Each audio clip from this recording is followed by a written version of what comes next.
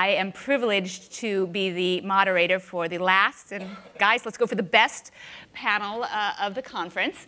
I'm going to just briefly introduce the panelists, and I'm going to ask them to take a minute or so to just tell the audience what you do. This is Bill, Pam, Henry, and Diraj. Fast, huh? All right, so Bill, would you please hit it off and tell us a little bit about your role, what you do, and how you measure your innovation success? Sure. I first have to ask, is there anyone in the audience that is looking for capital or help in building a business or knows someone who's looking for capital? Excellent. That's what we do. I'm a general partner in a firm called Foundation Medical Partners, and we provide capital and business building help principally around early stage companies focused on those that are solving problems in healthcare technology. And that's generally around new models of care, changing the business of healthcare delivery, reimagining it, digital health, connected health, breakthrough devices, areas of genomics as well. Not drug discovery, but pretty much everything other than drug discovery. Our capital, about 2/3 comes from various strategic investors, including Boston Children's, I'm proud to say, but LabCorp, CVS, GE, various other providers, a handful of payers, some Blue Cross plans, and then some traditional endowments and foundations. We just raised a fund. We've made 2 new investments. Anticipate we'll have a fund of about 25 companies, and so we're actively looking for new investment opportunities. Great, thank you. Pam? Great, thank you. Well, I'll pick up on the research discovery side. I'm Pam Simpkins, and I'm the strategy lead within what I believe is the first department in large pharma that's dedicated to pediatric clinical development. I'm really proud to say that. I am really responsible for making sure that as we look internally to our pipeline, that we are actively and proactively looking for opportunities to identify the safest and most efficacious medicines for children. So that's kind of my internal focus. My external focus is really exciting. It takes me really around the world and traveling quite a bit, but that is patient advocacy. Not only from a regulatory perspective, but talking to patient groups and other stakeholders to make sure that Johnson & Johnson has a voice in shaping and influencing what's happening across the world as it pertains to children's health and wellness. Hey, I'm Henry Way. I'm a primary care doctor by training, and my mission is to save lives and relieve suffering. And I'm fortunate to be part of a group called Aetna Innovation Labs, where we look ahead of the market, frequently 2 or 3 years, and try and find clinical ideas that are out there in need of a real-world setting where they can just get enough evidence and test it in a real pilot with real patients and see if we can develop those metrics and prove it out and then scale it up. We look at cost as well, but that's not the point. If you take good care of patients, they wind up going to ERs and hospitals less often. And yes, we have to prove it, but the thesis behind our group is that by taking better care of people, we can actually reduce costs along the way. So that's a lot of what we do. Hello, I'm Dheeraj. Thanks for giving us the opportunity to be part of this panel. So I'm involved with 2 different organizations. So one as an entrepreneur, and 2 also as an entrepreneur, but they're slightly different. So the first one is called Arogya Finance. Arogya in Hindi, the Indian language, means health. So this is a startup which lends to people who can't pay for their healthcare expenses. And what we've done is innovated for an environment, for a reality where there is no real thing as a credit history as we have here, where people don't have collateral, where people don't have proof of income. And we've developed our own credit evaluation methodology to lend to these people. So they're bottom of the pyramid, mostly have few other options. We've been at it for about 3.5 years. It's going quite well. So we've managed a repayment rate of about 98%. And after this panel, I'll be talking with Bill and asking for some money. The other hat that I wear is an organization called D-Labs, which is a healthcare-focused business accelerator and incubator, again, in India. We have about 8 portfolio companies. They're from all over India. Actually, one's from the US, one's from Stanford. They're doing very cool stuff. Great. Well, I'm going to ask the panelists a couple questions, and then we're going to open it up to the audience so you can start thinking about what questions besides, can I have some money, Bill, that you might have. So we're here at a Pediatric Innovation Conference, International. I want to hear from the panelists, what do you see the big opportunities are in pediatrics? And in particular, maybe Henry, you can start out. How do payers approach such a small but important field? How do you think about pediatrics, since usually kids are healthy? Yeah, it's actually, there's two fundamental aspects of pediatrics that actually the rest of medicine kind of needs to understand. One is anticipatory guidance. And we actually spun up a startup, it's payer agnostic, it's called NeoCare within our HealthaGen business to target families of neonatal infants. And this is an incredibly, incredible time of suffering for families. And the founder, actually Jeff Jacques, my former mentor and still a mentor, is a physician himself, and his wife is, and they went through this process and found themselves completely lost. So they designed a business to actually help plug in the parents of these neonates to coaches, to the support network, to help them transition out of the NICU and back to home faster and more safely. So it's things like that that actually have a huge economic footprint, even though it's a small number of individual families and patients that are really exciting. And then the overall theme that we're learning from pediatrics, which is pediatrics has actually cracked the code on caregiver support, where the rest of you, how many of you have a parent that's aging that might need your help? Yeah. There's actually reverse pediatrics that we have to teach adult internal medicine now. I think it's really an emerging area that the social networks can have very powerful impact in healthcare, and we were talking about that also on the rare disease panel. I want to add one thing about pediatrics, if you don't mind. I think people think of it as kind of an interesting, almost petri dish, and therefore a small market. But I think there's an opportunity to turn pediatrics around and think about the family as being at the turnstile of a different form of care delivery. And so rather than pediatrics being a subset of a subset, maybe it's actually right at the heart of how care should be reimagined. And so when we think about the forces that were discussed earlier, consumerization of healthcare and retailization and mobility and analytics, all of that with regard to family care, well care, not just pediatric acute care, but well care, I think really presents an interesting opportunity to position pediatrics quite differently in terms of solutions and, again, rethinking how care could be delivered. Great. Pam, can you tell us a little bit about the work that your group's doing to support pediatric health care? Oh, certainly. I mean, there's just so many examples, I think, of really great opportunities. But I think that the one, and it's going to build on what Bill was saying about having parents involved and having the family involved. For those of us involved in research, we know that it always is a family decision and process when a child is enrolled in a pediatric clinical study. So one of the great areas, I think, and I know that we'll see headway in the next several years, is cross-sector collaboration early in the design of studies. I think when I talk to people about that, they are quite surprised that that isn't already happening, but it's absolutely critical. At the time that you identify an area of need, you have a scientific question to answer, doesn't it make sense to get the right people collaborating even before the protocol is written? So I'm talking about regulators, parents, sometimes children themselves, believe it or not. We bring children in to read protocols as a draft so that they could tell us there's no way that they're going to do what's in the protocol and why. So there's a wonderful learning there.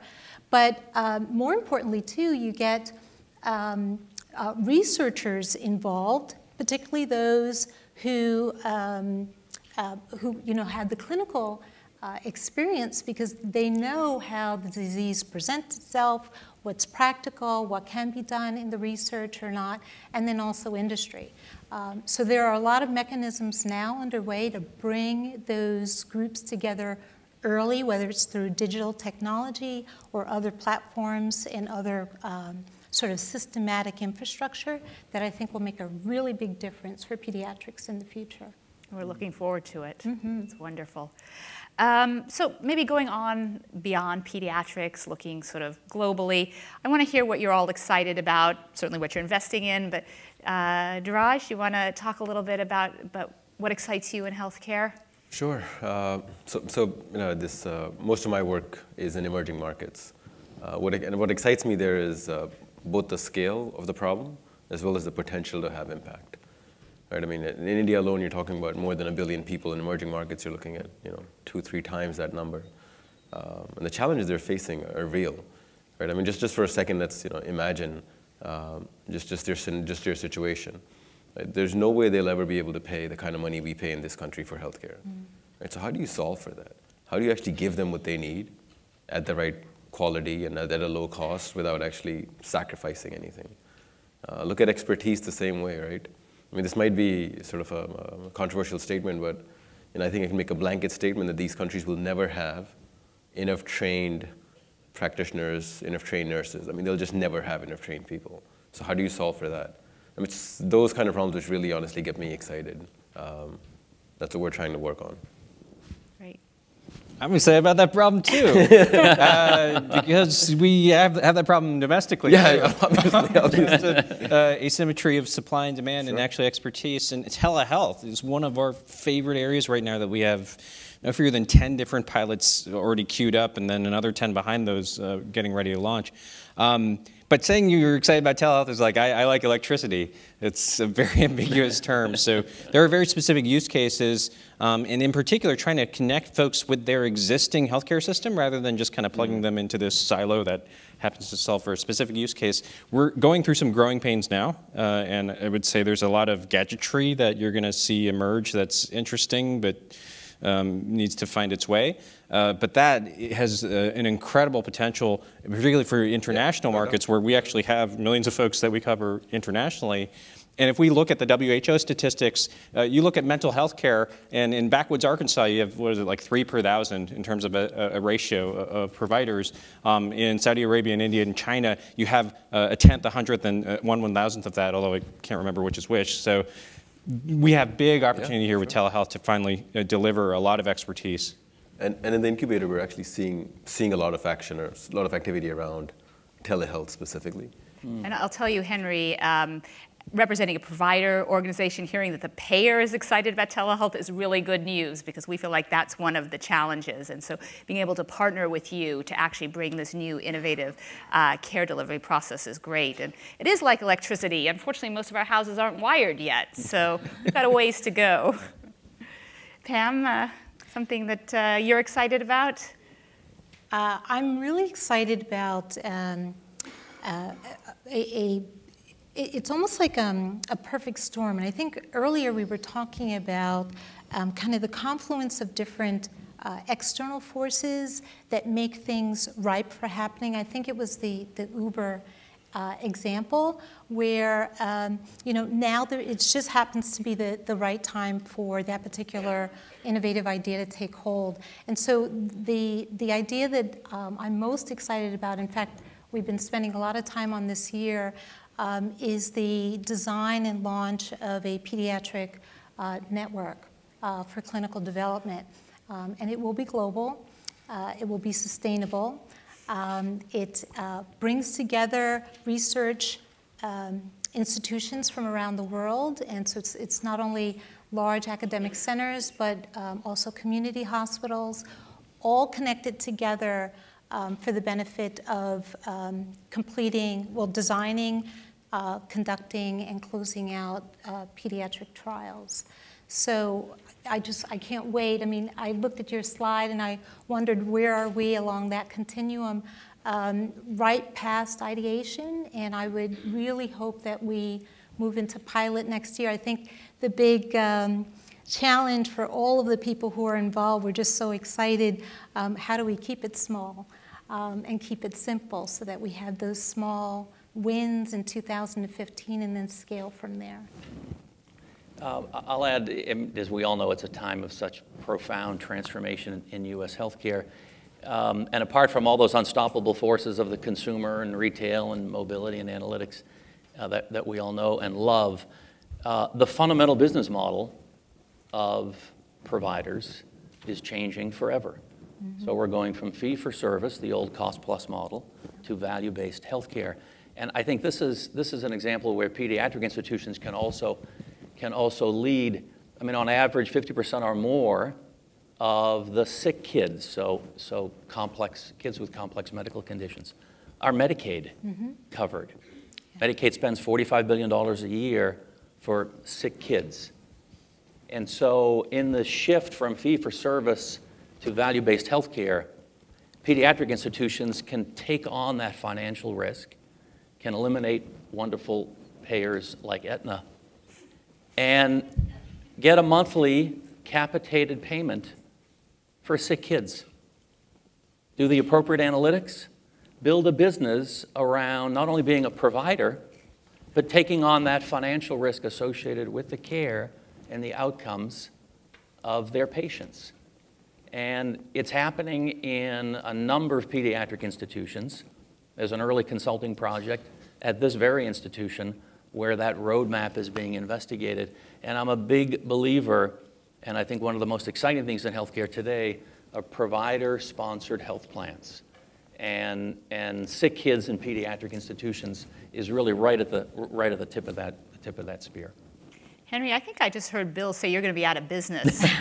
Can you, are you worried about these accountable care organizations that we're all talking about that seem so new? I mean, it's not just Bill. I think Zeke, who's speaking tomorrow morning, has said, you know, we'll all be out of business in 2020. I think our CEO would actually probably say, yeah, we have to have a fundamentally different vision for the next decade.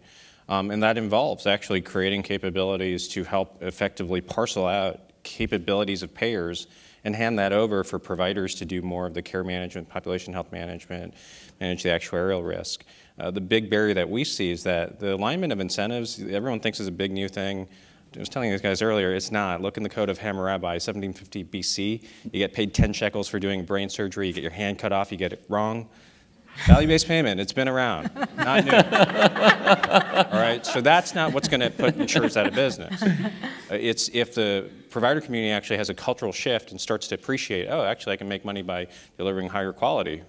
Oh, go figure.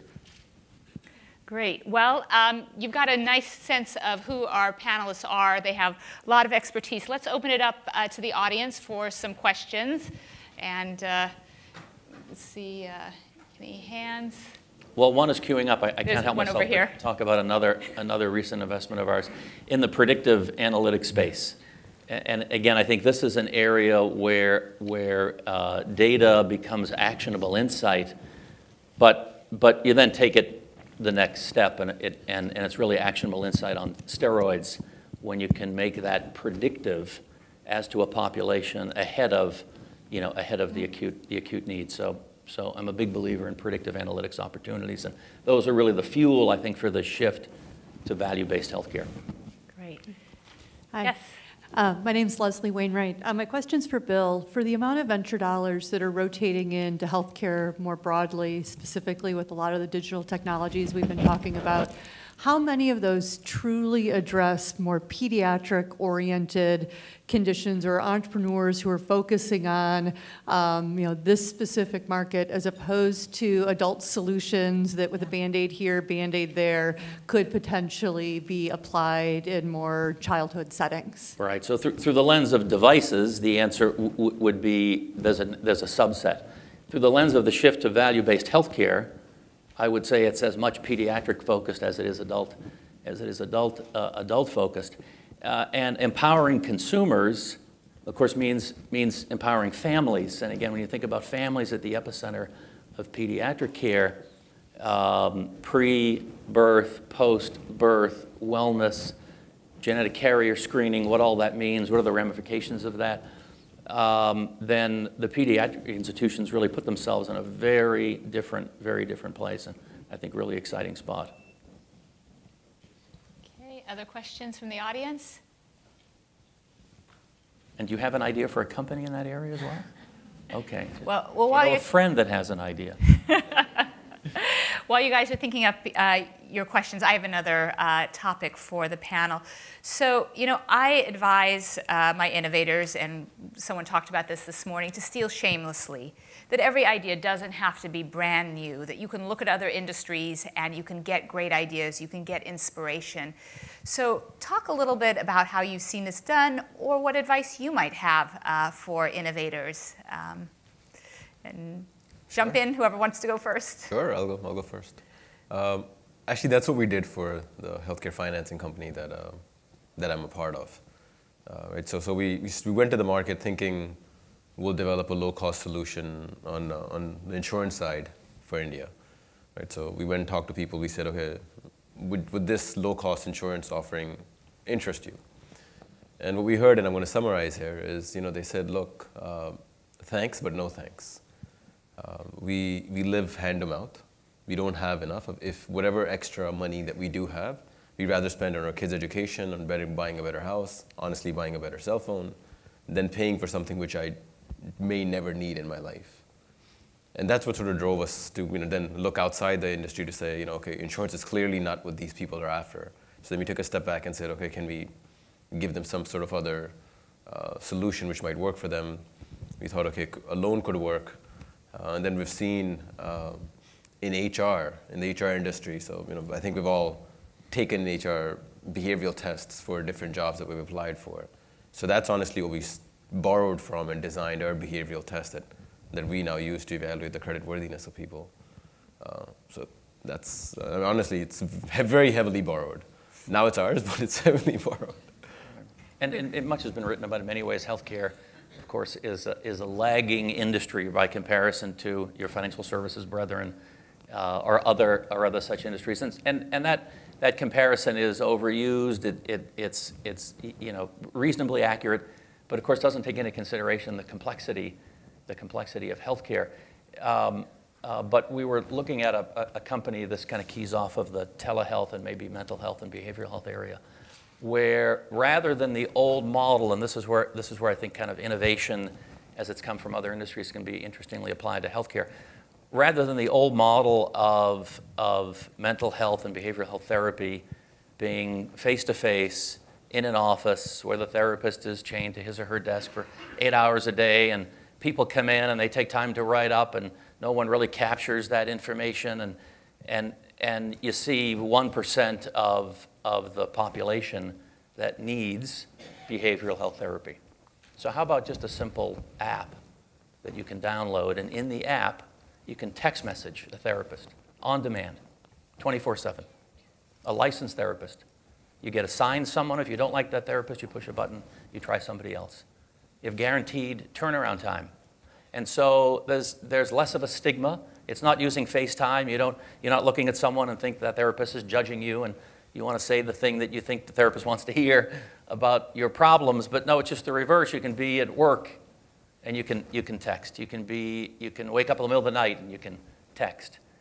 And so it takes an area of healthcare that has been stigmatized, that really helps a small percentage of people, and perhaps by thinking about it in a very different way, can open it up pretty dramatically, and then price that so that maybe it's equal to what the out-of-pocket, what the copay would have been anyway for a monthly visit. So how about all you can text, on-demand therapy, $99 a month. And you'll fund somebody who does that right now. Pardon? And you'll fund somebody who does that right now. Right. And was that company in your portfolio already? Not yet. Okay. I'll let the FIT team know. Get them working on it. What's great about that example is that kind of the UK has been doing it for 10 years. Warner Slack had the first data showing that it would work in about 1970.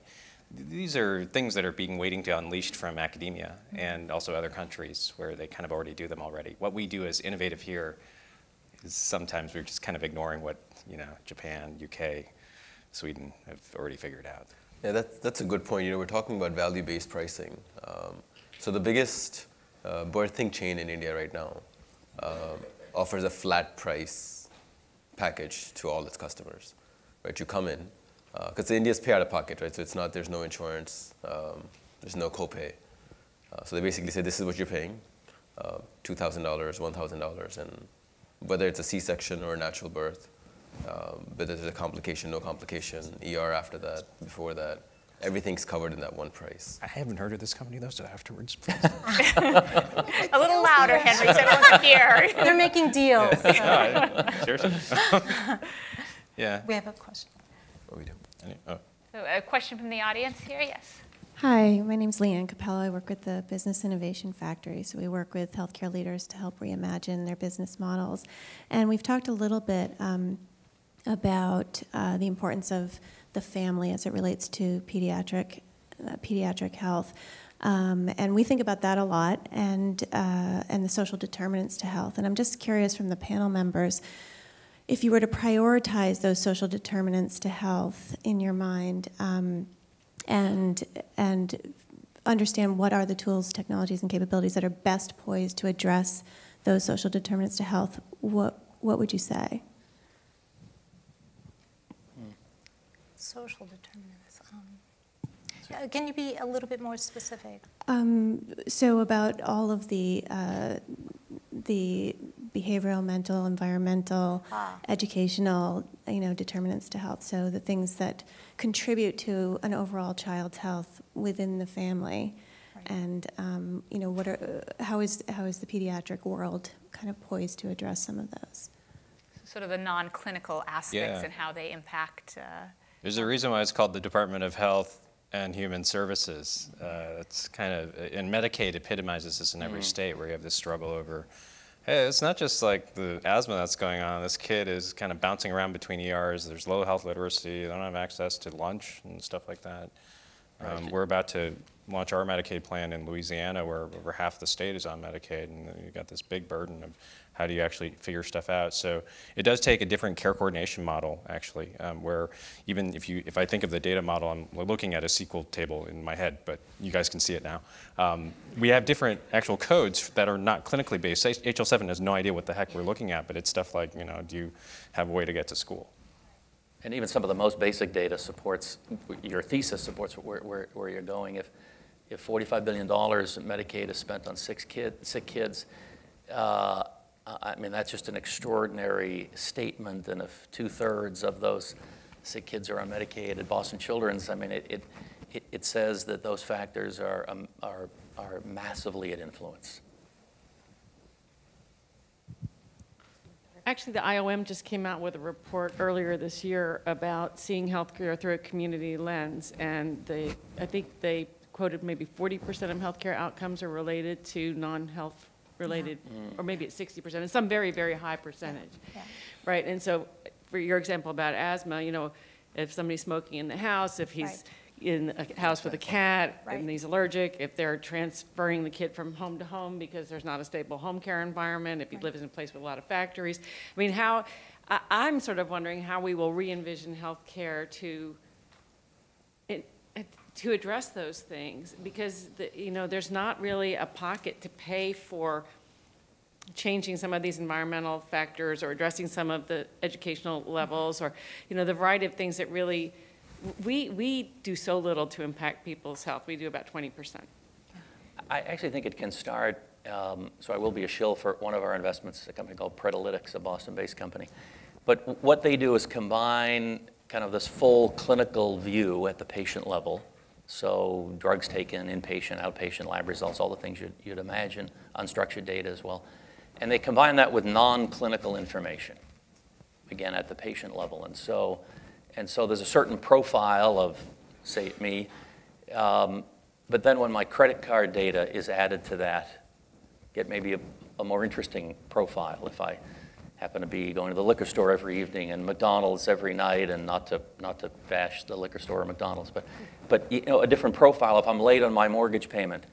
Those are all very interesting factors that paint a more informed view of the patient. And when you know that, and more importantly know that ahead of time, you really can intervene with certain programs. You also know, based on that predictive analytics, which programs, therapies, and other things in between I might react to, like, better, engage with on a more sustained basis. And so the fact is the sum of not just clinical information, but non-clinical information is, I think, quite powerful in not only informing your view kind of at the time of an acute episode, but more importantly, way before that happens, and figure out the programs and how to best intervene in the right way. So a great question. Another question? Hello, my name is Ron Wilkinson. I work in the information services at Boston Children's Hospital. And I was interested in the mention earlier about delivering behavioral health through texting. And I found myself concerned about that because, number one, the emphasis was that an awful lot of the people who really need behavioral health don't have access to those services. And I found myself wondering whether the sorts of people who would take advantage of a text application are the ones who already have access to those services, and the people who don't have access to those services, people who are not articulate, are not good at, don't tend to connect into the healthcare network, don't have access to smartphones. That's a very big underserved population, and I don't think those people would be helped by a texting service. Number two, one of the things about texting is you don't get a lot of body language. You don't get any body language. You don't get a lot of you have emoticons, that kind of a thing. And I would think those sorts of things would be very important for delivering behavioral health. So it seems to me that that solution would work best for someone who was already plugged in to a healthcare system. So you've got things like demographic determinants, other information about the patient, so that could supplement what you've already got. But I wouldn't think it would work standalone. And so I just wondered what your thoughts might be about that. Yeah, the early data shows that it is actually working standalone. Texting is pretty ubiquitous. Access to that is certainly pretty ubiquitous. It doesn't mean there isn't a segment of the population to whom that doesn't apply. Of course, you're exactly right. But there's a pretty large segment of the population to whom it indeed does apply. And if you think about behavioral health, never before have 100% of the interactions been documented. So everything a patient tells you, and I'm not a caregiver in behavioral health, so my knowledge, we're about to get right to the end of my knowledge in this area. But everything a patient tells you is in writing. Everything. Every response by the clinician is in writing. I mean, every word is captured of that interaction. And what's fascinating about that in this particular company, and there are a dozen companies in this space in the US, they're doing all sorts of analytics on those words, not just to figure out what might work best, but the kinds of things that people are talking about and the way in which they talk about them and what does it mean.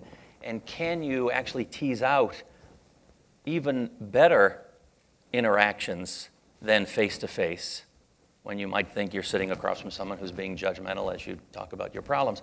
Can you tease out something even more interesting that's actually never been available before? So I think there's, an allusion to the digital divide and whether, we can run forward with technology and expect people to use it. I'd love to hear from some of the other panelists if you're seeing this problem and what's happening in India. Are mobile phones ubiquitous? Would this type of technology fly? Yeah, honestly, I think it could. I think sometimes knowing too much is a hindrance to experimenting.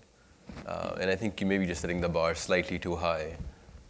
Imagine, like you said, India, imagine a market where people have basic cell phones. They have no access to care. And at that point, something is better than nothing. So yeah, you're seeing experiments like that. And they're voice-led, they're not all SMS-led. So there's this idea of a missed call, where you call somebody, before they pick up, you hang up. So they figure out what your number is, then they call you back. It's a cheaper way to get the job done, but it gets the job done. One of the ways that we're applying technology in clinical development, for those of you who are in research know how much of a challenge it is to get a child to give assent to participating in a trial. Clearly you have parents who give consent, but if the child is of a certain age, he or she should be should give assent, meaning that in their own age-appropriate language and how they understand, they should know what they're getting into in being in a trial.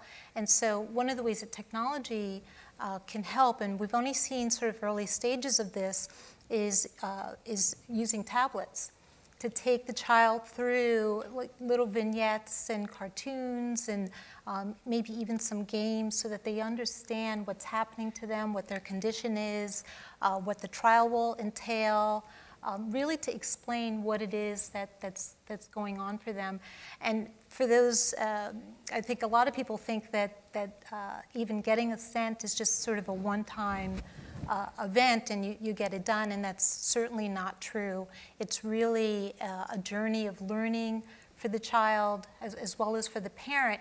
And so having the tablet feed information and answer questions and help them through understanding what the clinical development program is all about is just one of the ways that we're going to do that. I mean, right now it's very much paper-based, and so that would be a fun and engaging and educational way, but great way to leverage technology.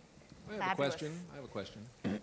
Actually, the MC told me that I could ask one last question before, before we adjourned to the party. Did you know there was a party? Cocktails, food, music. It's incredible. Before we adjourn, which they're setting up right now, so that's just why we have time for one more question. So I would like to ask a more global question to Naomi and to the four of you who I'm going to call innovators. And we've heard a lot of talk about innovation today. And we've heard a lot about innovators who are individuals. Sometimes they're assigned to innovate, sometimes they just decide to innovate. But I'm wondering about teams. How do you create a team that is innovative? And have you, in the work you do, been able to set those up, or is it generally someone like you who's doing all the innovation and everybody else is following? So I'm a big proponent of teams. It's a great question. We had fabulous teams at the hackathon. As I mentioned before, what was exciting about that is the teams spontaneously formed. People chose to join those teams. And when we get innovators into the Innovation Acceleration Program and they have the beginning of an idea, we often partner them with other people who have complementary but very different perspectives to help them innovate more effectively. Teams really can accelerate innovation, and we rarely see the lone innovator. I would echo that. We're in the team building business, really, so that people think of early stage venture capitalists as trolling the hallway of a lab looking for the next great thing, and certainly that's a part of it. But the reality is it's a small part of it. We're really in the business of finding great people and pairing them. It's almost like a skin graft. Some take, some don't. But building those teams is really what it's all about, and then great companies get formed from there. I completely agree with what both of you have said. The other thing that I find really helpful is within these innovative teams, there's always got to be that person who's the glue in the engine, who will spend the time needed for brainstorming and idea generation. But remember, you take those ideas and you have to translate them into tangible value for a customer and make it sustainable. You've got to end up with that impact and that outcome. And oftentimes I've seen where teams haven't been that successful, it's because they've spent too much time in just idea generation and not in that translation. So that is sort of one nugget that I have always found to be really helpful. Find that translator. Great. We look outside of healthcare, like U2 is an awesome team, the Avengers, fictional, but also awesome. When I, in a different role, arrived at the White House with the first round of the Presidential Innovation Fellows, I'm actually on the website as saying this was like the weirdest version of the Avengers I had ever met, because you had developers and designers and kind of weird health insurance guy like me, and all sorts of folks with varying backgrounds. So there's a certain value to diversity, even if it's just the lead singer versus the drummer and the rhythm guitarist versus the bass guitarist. I've just described U2, just for those of you who don't know who U2 are. But then at a more fundamental level, we actually on our own team break out a specific set of skills as delivery versus discovery skills, and make sure that we pair people up if it's just a team of two to make sure that there's someone who can actually execute. Yeah. I have a really tough time with that, so I'm fortunate to have a lot of good teammates. Yeah, there's nothing they've said that I can disagree with. Innovation, the journey itself is not easy. It has its ups and downs, so it helps if you actually have people you're working with. If one person's feeling down, the other one can pull them up. The other thing which people alluded to, which I agree with, is having people with different backgrounds. So the more diverse the team, the better. It's good to have at least 1 or 2 people on the team who don't know any better, so you can actually try some crazy things. Yeah. I agree. I just have to mention about the innovation process and forming a team. Our very first team was my wife, Kezia, and my daughter, Saoirse, and she was only a year old. And they developed our products. The other part of it was once we developed and brought them to market and branded them, the next part of our process, the next team that we developed, was us being in the right place at the right time. And when we were at the Hacking Pediatrics a couple of weeks ago, a medical doctor brought up a solution that turns our products into smart technology. And then teams, I didn't think it was going to go anywhere. And I'm looking in the hallway, and Clifford's got 5 or 6 people standing around him about my products. Wow. And progressing them for a very specific medical purpose that could save a lot of lives and take a lot of pressure off of families that have kids with central lines and PICC lines that go home. But being in the right place at the right time and feeling that gut connection and the diversity of the team that made me feel really good about what was happening at that moment. If it wasn't that way, I would have walked away from it, but it wasn't. It was a phenomenal experience when we had people come to me and my wife and say, this is an amazing situation and we want to be part of this. And so now we've got 2 medical doctors, a business person, and a couple of designers on a new team that we formed to progress our products to another level. So the right place at the right time and the passion. And when you feel that passion from other people that want to join your team, you know you've got something very special. Are we going to hear about your team tomorrow? You absolutely will. Okay. Well, and I'm going to give you my card actually right now as we walk out. Thanks to the panel.